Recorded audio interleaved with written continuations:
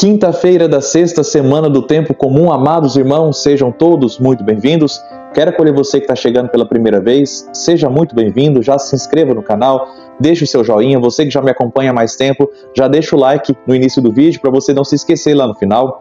Vamos ao Evangelho que está em Marcos, capítulo 8, versículos de 27 a 33. O Senhor esteja convosco, Ele está no meio de nós. Proclamação do Evangelho de Jesus Cristo segundo Marcos. Glória a vós, Senhor. Naquele tempo, Jesus partiu com seus discípulos para os povoados de Cesareia de Filipe. No caminho, perguntou aos discípulos: Quem dizem os homens que eu sou? Eles responderam: Alguns dizem que tu és João Batista, outros que és Elias, outros ainda que és um dos profetas. Então ele perguntou: E vós, quem dizeis que eu sou? Pedro respondeu: Tu és o Messias. Jesus proibiu-lhe severamente de falar a alguém a seu respeito. Em seguida, começou a ensiná-lo dizendo que o Filho do Homem devia sofrer muito, ser rejeitado pelos anciãos, pelos sumos sacerdotes e doutores da lei. Devia ser morto e ressuscitar depois de 3 dias. Ele dizia isso abertamente. Então Pedro tomou Jesus à parte e começou a repreendê-lo. Jesus voltou-se, olhou para os discípulos e repreendeu a Pedro, dizendo: Vai para longe de mim, Satanás. Tu não pensas como Deus, e sim como os homens. Palavra da salvação, glória a vós, Senhor. Meus queridos irmãos e irmãs, nós estamos no caminho da revelação da fé. Jesus Cristo quer se mostrar, Jesus que é Deus, quer se revelar aos discípulos como Deus, mas é preciso fazer um caminho desta revelação. Percebam que nosso Senhor já multiplicou os pães, percebam que nosso Senhor curou um cego.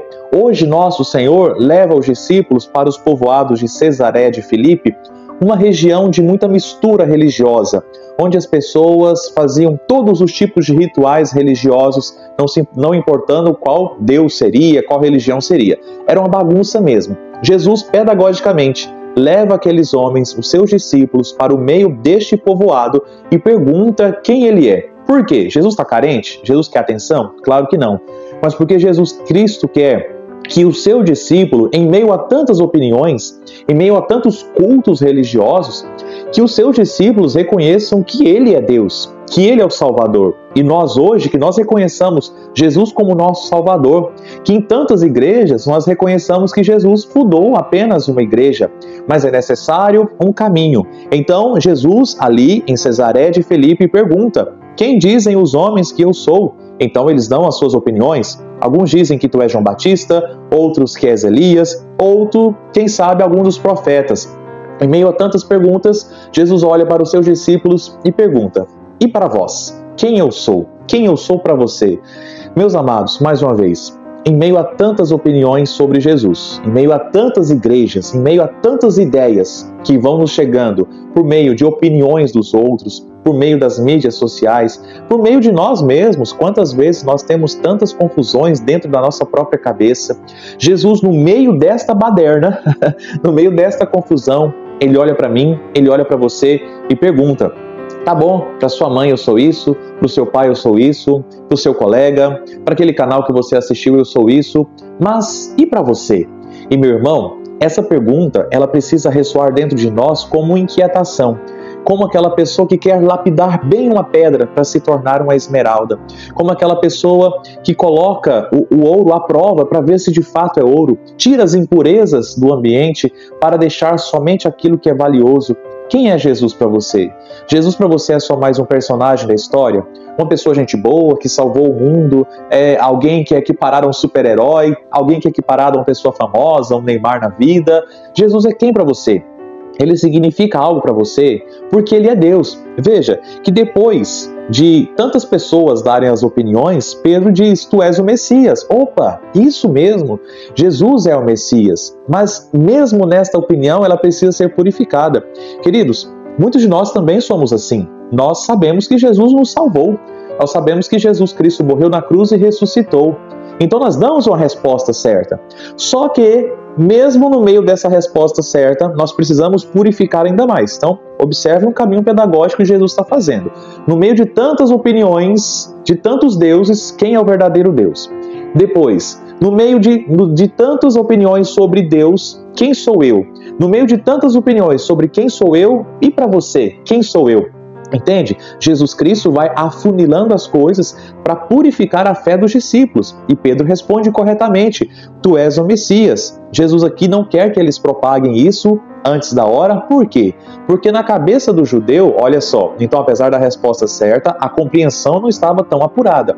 Na cabeça do judeu, o Messias seria um homem político, que mexeria com coisas políticas, que libertaria Israel da escravidão de Roma, que faria de um país livre, porque na mentalidade judaica o Messias é esse, e sendo que Jesus não veio mexer com política. Então assim, só um parênteses, nós cristãos precisamos cristianizar a política, mas nós nunca podemos fazer das nossas igrejas um palanque de política, entende a diferença? Mas fecha parênteses, Jesus então proíbe severamente para não falar isso, porque ainda não está na hora. Os judeus não compreendem o que é o Messias, porque o messianismo de Jesus é o messianismo da salvação, de tal forma que na sequência ele diz no versículo 31, em seguida começou a ensiná-los dizendo que o Filho do Homem, olha, presta atenção, que o Filho do Homem devia sofrer muito, ser rejeitado pelos anciãos, pelos sumos sacerdotes e doutores da lei.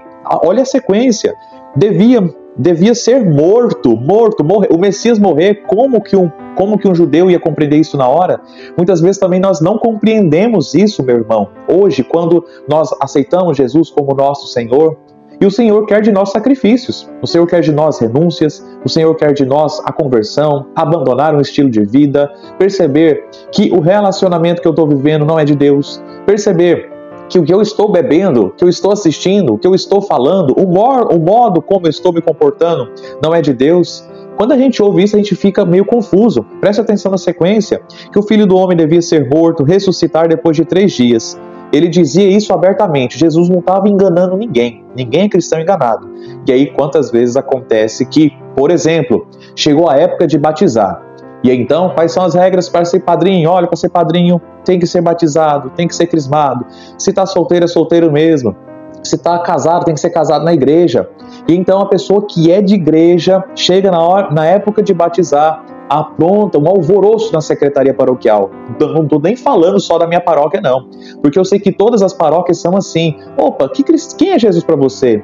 Jesus está falando, olha, eu vou sofrer, eu vou ser rejeitado, eu vou passar por algo e eu nem sou pecador. Agora, quando eu te peço algo, um estilo de vida, uma conversão, você vai fazer alvoroço na secretaria paroquial? Como assim? Que ideia que é essa? A mesma forma como Simão Pedro fez. Ele dizia abertamente isso, então Pedro tomou Jesus à parte e começou a repreender. Olha só a ousadia que eu e você ainda fazemos. Eu dei o exemplo do batizado, porque isso é muito recorrente. Nós queremos ensinar o Pai Nosso para o Padre. Nós queremos ensinar Jesus como ser Deus. Nós queremos ensinar o Messias como ser Messias. Opa, calma, você está chegando agora. Calma, já quer chegar agora e sentar na janela? Não, você não é a bolacha do pacote, não. Calma, vamos deixar Deus ser Deus, vamos deixar a igreja ser igreja, e nós que precisamos nos converter, vamos nos converter. De tal forma que Jesus pega Simão Pedro e olha para os discípulos, olha para todo mundo para aproveitar, que vai puxar a orelha de Pedro, e diz: vai para longe de mim, Satanás. Vai para longe de mim, Satanás. Por quê? Tu não pensas como Deus, e sim como os homens. Meus queridos, nós caímos num grande risco de estarmos na igreja, de sermos cristãos, de ser padre, de ser casado, de ser catequista, de estar cantando na igreja, de ser ministro da Eucaristia e querer ensinar a igreja a ser igreja, querer ensinar Jesus a ser Jesus, querer ensinar o Pai Nosso por vigário. Nós precisamos ser humildes e entender que nas coisas de Deus eu tenho que me converter. Então vai para trás de mim, Satanás, vai para longe, para com isso, porque você está pensando as coisas como os homens e não como Deus. Hoje então, meus irmãos, é dia de refletir aqui dentro do meu coração, da minha mente, como está o meu pensamento? Um pensamento mundano? Um pensamento muito rasteiro? Como está meu coração? Um coração que quer se assemelhar ao coração de Jesus? Ou um coração que quer buscar briga, que quer buscar mudar a lei de Deus, que é a torta direita, quer fazer uma igreja conforme o meu pensamento? e não o pensamento de Deus. O Evangelho conforme a minha ideia e não a ideia de Deus. É um segmento, leis da Bíblia conforme a minha Bíblia, da minha cabeça, e não conforme a Bíblia que Deus nos deixou. Queridos, que o Espírito Santo nos dê a graça da conversão, nos dê a graça de tentarmos. Não é fácil, eu reconheço, muitas vezes não é fácil assumir o que Jesus nos pede por meio da igreja, por tantas regras e leis que a igreja tem. Elas são boas, elas são necessárias. Nós precisamos olhar para essas regras como um pai, uma mãe amorosa que às vezes diz: meu filho, vai tomar banho, meu filho, olha, está na hora de dormir, vem comer. São leis de amor e não leis de restrições. Olhemos para isso com muito zelo, com muito amor, e peçamos que o Senhor nos ajude a nos converter a partir de dentro. Porque se a conversão começa aqui, então eu sou um cristão de verdade, que aceita a cruz, que aceita também e que espera principalmente a ressurreição. Amém. Meus queridos, muito obrigado por vocês estarem aqui, que Deus te abençoe muito, gratidão mesmo. Não se esqueça agora do joinha, você já estava saindo sem me dar o joinha. Por favor, deixa o joinha. Um comentário no YouTube, ainda algumas pessoas mandam comentário para mim no meu celular.